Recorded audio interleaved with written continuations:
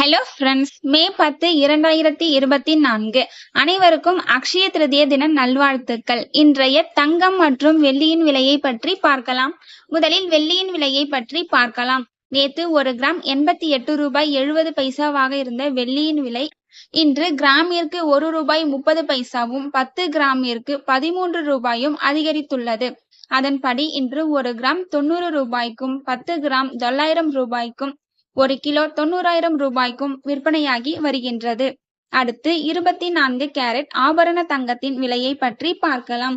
இன்று கிராமிற்கு 45 ரூபாயும் 8 கிராமிற்கு 360 ரூபாயும் அதிகரித்துள்ளது.